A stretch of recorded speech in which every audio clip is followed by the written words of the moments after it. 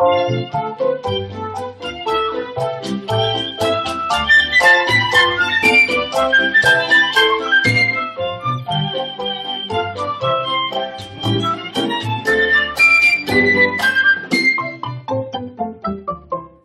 Kelley Withy, welcome to the show today.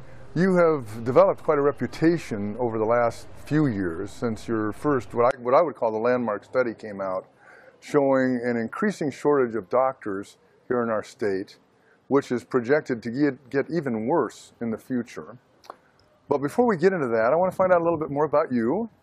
Could you tell me a little bit about your background, where you're from, where you were educated, and kind of bring us up to speed, and maybe what brought you to Hawaii in the first place? Sure.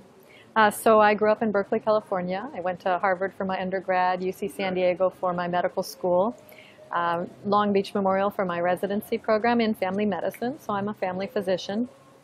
I moved to Hawaii in 1994 after completing residency because my family had moved here and my husband wanted to move here, and there are plenty of jobs. And there's still plenty of jobs, unfortunately. That's good to hear. Well, he's a doctor also? Yes. And you're both family medicine? Family docs, yes. Very good. And when did you arrive in Hawaii? 94. 94. You go into private practice, affiliate with Started the at University of Kaiser. Started. And then I worked on the military bases. I've done some work, call-in at Straub, but then in 96-7 I started teaching at the residency program and the university, and now I'm full-time doing research, teaching, and doing program development at the medical school. Very nice. What subjects do you teach? Well, we have a problem-based learning curriculum, so it's a general, I teach the life cycle. The first course they have is Introduction to Things. I teach that one, and then the last classroom class they have is the life cycle, so birth to death. This is what level of medical school? First and second year. Oh, so you get them when they're just coming in the chutes, huh? That's right. Great. And then you talked about your research that you're doing right now. I understand you're not in private practice at the present time. Not at the present time. But I quit because I was unhappy with it. What were you unhappy with? I would say the system. 40% of a physician's time now is spent in administrative burdens, and I went into medicine to spend time talking to patients and helping patients, and I don't consider that 40% applicable to working with patients. And so when my little medical home, my team got dispersed, it just wasn't worth it anymore. And this is down to Kelley Clinic? Kelley Palama Downtown Clinic is where I was. Not private practice, but a community health center. Right. Mm-hmm. And so fortunately you had another option, a career option, which was being affiliated with John Burns School of Medicine, right. Hawaii's only medical school. Right. And you're in what department now? I'm in the complementary and alternative medicine department. Very good. Tell us a little bit more about the research you're doing. And I know I want to talk about the study showing the doctor shortage, but maybe I don't want to limit you or want to presume that this is the only thing you're doing. Okay, well, 14 years ago, I started working on a grant program called Area Health Education Center. And this is a federal grant program to improve the diversity and distribution of our health professions workforce. So basically that means to recruit more students into all health careers, to train them in areas of need so that they'll go back there, practice, and then do things to help keep them there. So all the activities I've done since then, grant activities, program development, have been for those purposes. And of course, then that would call for studying, you said to determine what the need is for a certain demographic group or a local population. Right, so I realized we didn't know how bad the situation was. We had anecdotal... Here in Hawaii. Here in Hawaii. Yeah. We had anecdotal reports that we don't have enough doctors, we don't have enough nurses, we don't have enough of this or that in different areas. And so I went to everybody and I said, well, tell me where you need doctors. I'll find you doctors. And nobody could tell me. So working with David Sakamoto, who is now at Department of Health, but he was at State Health Planning and Development then, we had a similar idea. We need to find out what our baseline is, so we need to know if we're doing any good. And actually Mayor Harry Kim of the Big Island was the first one to fund us. And then the state funded us, and now there's a physician surcharge on the licenses of $30 a year to have this research go on. And the research is, How many doctors are there? Where are they? What specialty are they? And how is that changing? And is that meeting the needs of the local population as well, or is that a different component? Well, how do you measure needs? Okay, That's a very, very tough question. Well, so I wouldn't claim to know the answer to that. But I can tell you that we have 700 fewer physicians, over 700 fewer physician full-time equivalents. So when I was working 20% time, I was only a 0.2 of a person. But putting all that together, we have 700 less than the population on the mainland of our size, gender, age, and health mix. So, and I want to get into that, and I don't want to cut you off, but I'm very interested in the process here. So when you were working with Dr. Sakamoto, who, by the way, is a friend of mine and was one of the first chiefs of staff of St. Francis West, which is my hospital.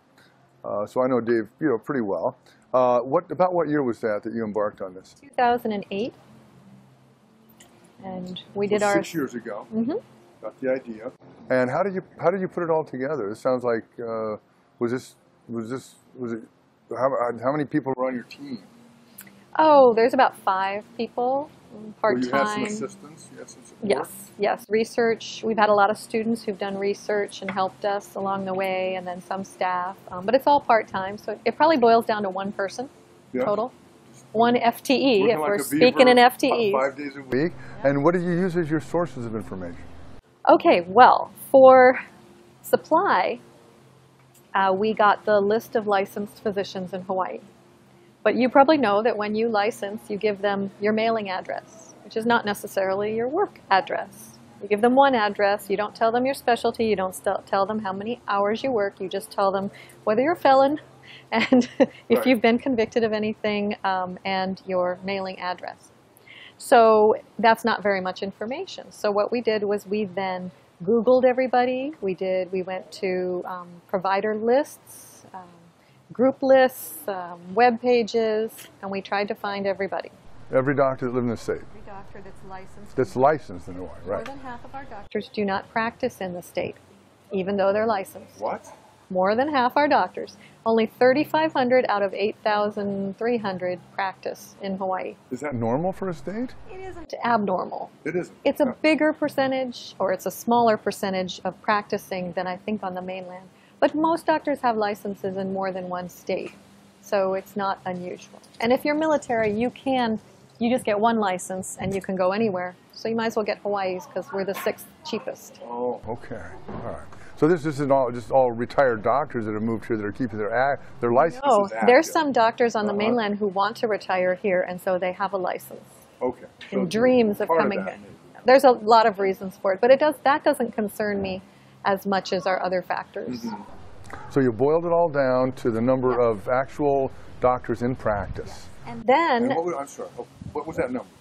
There's 3,500 physical bodies, yes, but that's about 2,900 full-time equivalents. Okay. Almost 3,000 now. It is going up a little. Okay, good. And then you were saying something else. So then in 2010, they allowed us to put a voluntary survey on. The Department of Commerce and Consumer Affairs was very helpful, allowed us to put a voluntary survey with the license. And so now all physicians are asked to fill that survey out when they relicense.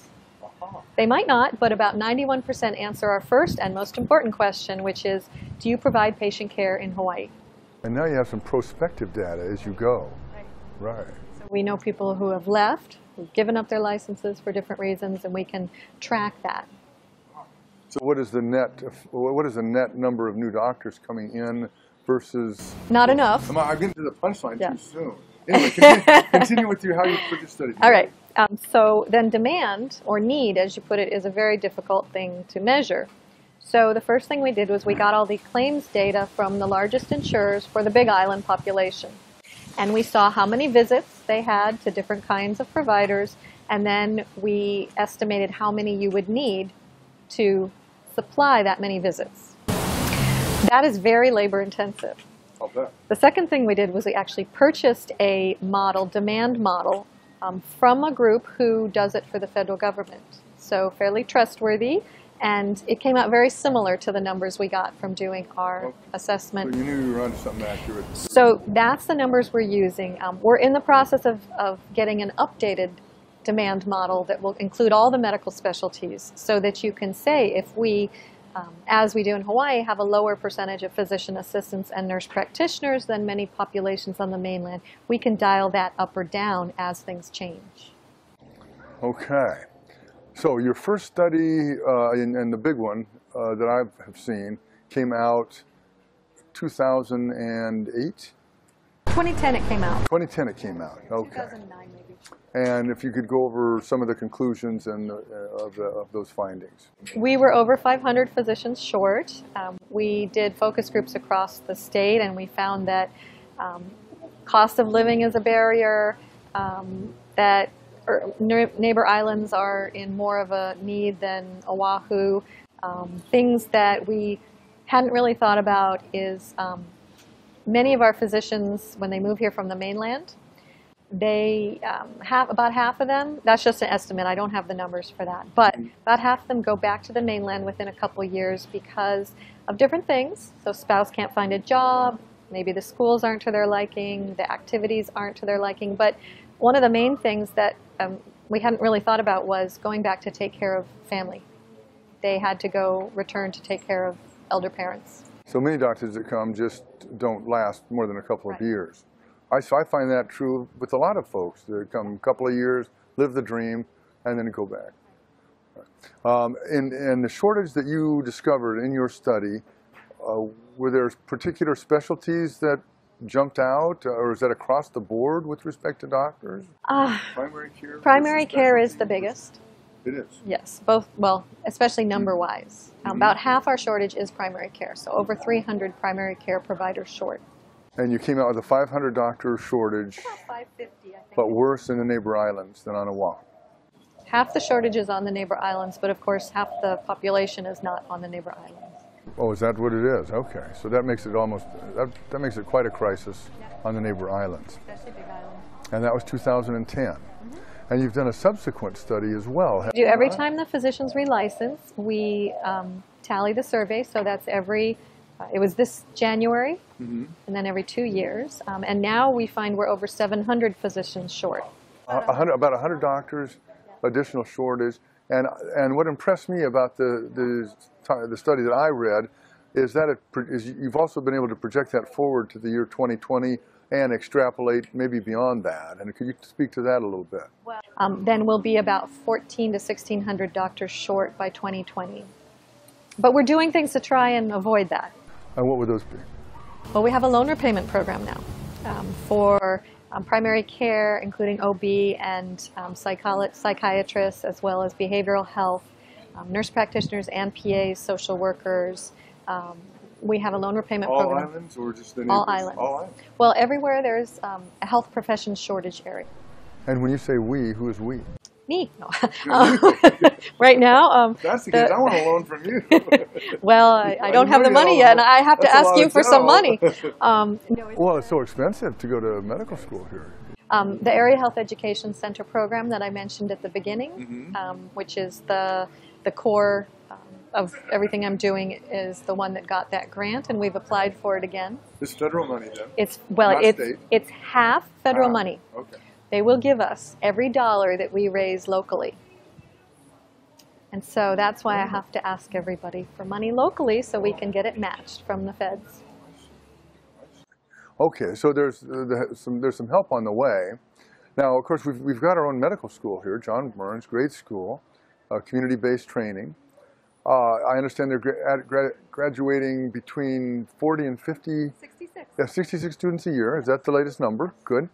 What % of those doctors are staying here to practice and not? And have you looked at that and why they are or aren't staying?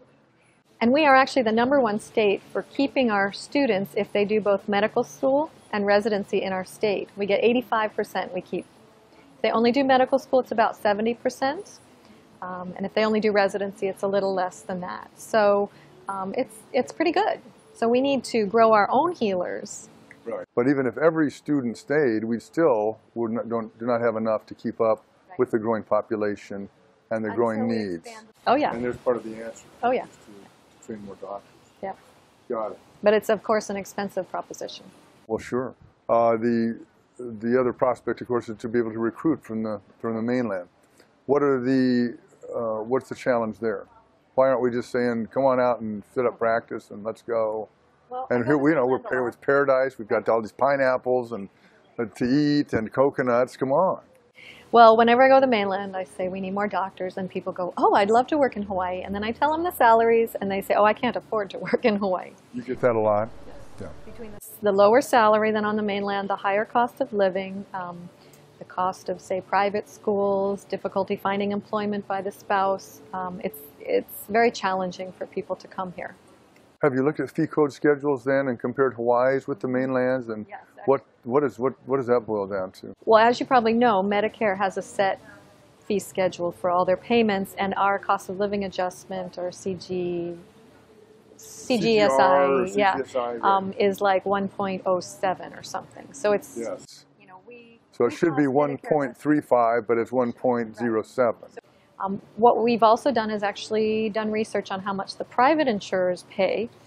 And it's interesting, for, I believe it's 2012, the numbers that were reported by the health insurance companies. So the range was $76 in Puerto Rico to $200. It's actually the greater Northwest mostly, the northern part of the country. Is for a 99213 average office visit. Sure. We're right at 100. So the range is 76 to 200, and we're at 100. I don't know what to say about that, except I don't like it. And it's a high estimate, I think. Where does Hawaii stack up in terms of cost of living as the states go? We're like top 3, top 5? San Francisco, San Jose, New York, San Diego. So, and I've noticed that because one of my areas of expertise is workers' compensation, and according to the NCCI data there, we're the third lowest paid physicians in the United States right now in workers' comp. And that leads to another question. Have you looked at the work comp participation or shortage within that? Because what I see that we've got in this state is, because I can't find, in work comp, I can't find a dermatologist, an ENT doctor, barely can find a psychiatrist to treat a person if they get hurt or injured or ill at work. That is what I call a functional shortage within an already existing doctor shortage. A shortage within a shortage, but a lot of that is because of what I call a silent boycott of certain types of healthcare insurance that doctors find difficult to treat or impossible to treat for financial or other reasons. Have you ever turned your laser on that, or? We have not specifically looked at workers' comp, but we have looked at Medicare and Medicaid. And by self-report, about 86% of our docs report that they take new patients. And I believe it's 63 that take new Medicaid and 67 that take new Medicare. But that's self-report, and that may be one patient a year. We didn't specify how many. We had a psychiatry student do a study last year, and she found that 1/3 of the psychiatrists take Medicaid. Only 1/3. And so it's somewhere between 33 and 64, a shortage within a shortage. Within a shortage of Neighbor Island. Back to the conversion factor in Medicare, because it seems to me, and I'm a concrete thinker, here we are in the middle of the big blue, this big huge Pacific Ocean, the most remote island chain in the world, and yet we're being paid at a rate more, and I've heard it's similar to New Jersey. You said we're lumped with Guam. And I've also heard, though I don't have this verified or researched, that at one time we had a much better conversion rate and did not have much of a doctor shortage, but that changed somewhere back in the 50s or 40s. I don't know about that, but what I do know is that the Medicare conversion factor is based on 3 things. One of them is cost of providing care, so your rental space, your malpractice. One is the cost of your employees. And the third one I think is average. I forget the third. But we are low in 2 of them because we pay everybody low. Everybody in healthcare is paid poorly. And therefore, that part of the conversion factor is low. The rent, of course, is high, and that works again. The rent is high. And then the malpractice is on the lower side. So if those are the 3 things, we come out low. You know, if you take them all together. And yet, and we're lumped with Guam, which is lower than us. Guam, which is lower than us. Right. So, so we're, yeah. Well, those things don't seem to be unchangeable. No, they don't. But when you think about it, we're trying to change the whole payment system. Oh, so, you mean with the Affordable Health Care Act coming in? Yes. But what impact is that going to have on the shortage, our already demonstrated shortage? I don't know. Yes. Because we don't know what the new system's going to be. We have patient-centered medical home. Right. 2 of our insurers have patient-centered medical home, and that's improving pay for primary care, but specialists don't know what it's going to do. The other insurers are just sticking with fee-for-service, which I don't think is the best method, because personally I don't want to go to my doctor for her to get paid. I'd like to be able to phone her, email her, get assistance, and also have all these Medicare experiments going on, and they haven't let us know what works best yet. And we're having a conference on September 6th. You should come, Hilton Hawaiian Village, and we're going to be talking about all these new options or methods, because there's one on the mainland that's catching on fire, and we don't have it here, but direct primary care, where you pay your physician like you pay your gym. You pay $30 a month, auto-deducted, and they do all your outpatient labs. You can get a special med plan as well. You can even get your gym membership included in the... Wow. This is your provider group negotiates with radiology groups, labs, to get you the best price, because you're basically paying cash, and we know cash is cheaper than insurance rates. So they try and provide everything outpatient for you that they can for a low monthly price.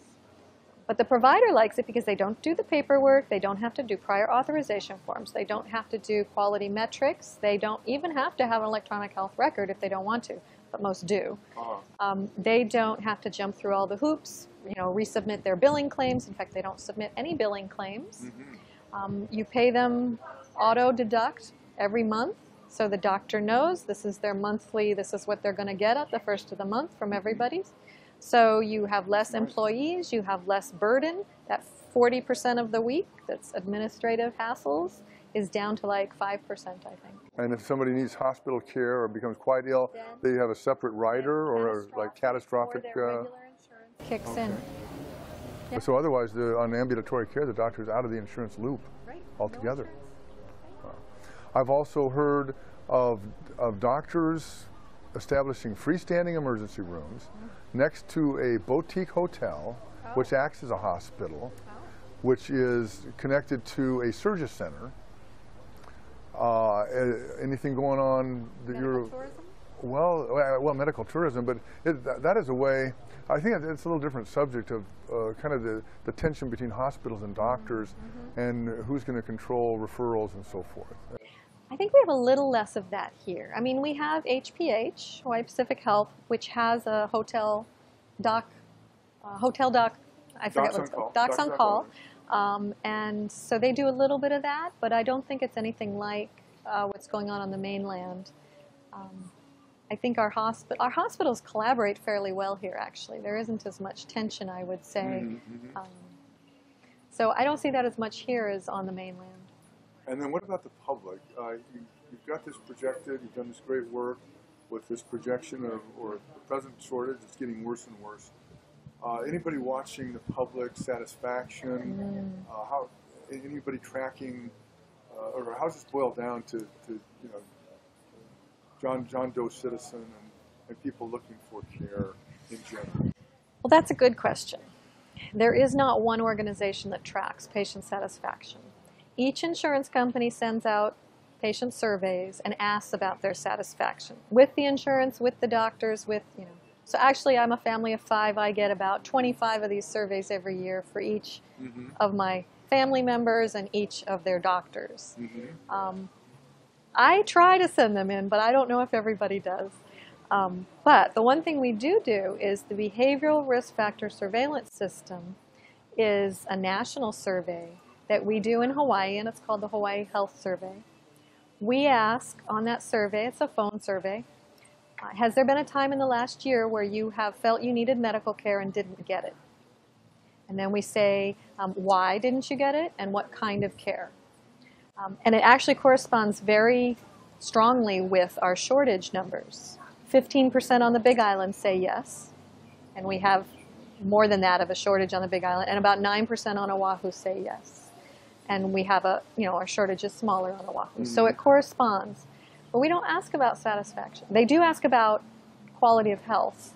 How healthy are you on a 1 to 5? How about difficulty finding a doctor or finding a PCP? I would think those numbers would be going up as this shortage becomes more intense. Of the percent that answer yes to that question, we ask why, and some people say they can't find a doctor.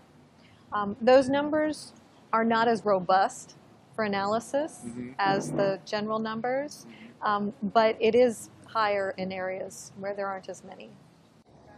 In workers' comp on the Big Island and Maui, we've got a horrible situation. Actually, if you live on the Hilo side of the Big Island, there's nobody that will take a work comp case there, even as a primary care.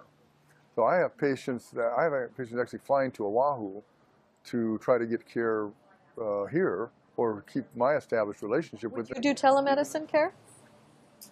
If I got you a site over there where they could go to and somebody to... I would if I had someone at the other end that I trusted to do a physical exam and do a hands-on, because that's the only problem I've got with telemedicine is all of this bedside examination and the laying on of the hands that we all spend so much time training in is kind of thrown out the window with the telemed. Right. Would you want to train someone? You train someone to do it and we'll send them over there? All right. Yeah. Because that's one of the solutions. Electronic Skype or other cloud-based approaches to connecting with patients. All right, we're an island state. We need to be best at this, and we're not. Yes. So that's another solution, potential solution. Great. You see one of these alternative or more innovative ways of doctors getting reimbursed as being a more viable, a doable option than trying to move a mountain like getting our formula changed. Yeah, the Fair enough. Change would do a small change, but I think we need a systems change to do a much larger change. So we're hoping there could be one place for people to go and look for a job. And all these recruiters are sending us their job openings so we can post them. Good, good. There aren't very many openings right now. We need 700 doctors. We've got about 30 openings. That's a little disconnect there. So I know a lot of doctors they're going to retire early just to get out. And those are the doctors that have some of them have very robust practices. And that's where another area that I think we could link up is to make sure that you folks know when a doctor's thinking of, some of them are just shutting them down and walking away. Whereas a new doctor could come in and plug in and it'd be have a nice way to inherit a robust. Doctors don't know what it means to hang a shingle. I asked them. That's right. They said, "What's a shingle? What?" Yeah. They don't. It's not really a career option they've thought about having their own practice. Yeah. But some people believe that we're going to all end up as Kaisers here. For instance, Kaiser now has about 300 doctors on salary. But Queens now has over 135 doctors as full-time salary, and HPH I think has maybe that or a little more. So one of the concerns by community doctors is, I guess we're all turning into Kaiser, and you better join one of these hospitals as a salary doctor sooner rather than later. Well, 2 years ago in the survey we asked how many were employed. No, actually, I'm sorry. We asked how many were in groups of 1 and 2. So small groups, and it was 65%. This year it was only 60%. So in 2 years we lost 5% of our solo basically dogs. And the percent of salary doctors, I'm sure, is coming up. Yes. And so we are transitioning. Now there are some states in the country that 90% are employed physicians. We're not there. Wow. I don't think we ever want to get there, but that's what's happening. I think the public will ultimately speak on this issue, whether or not they want to have a real, true private doctor that is concerned for them, or whether they're happy with an institutional one. And I think the jury's out as well. Yeah. Thank you very much. Sure. That was great.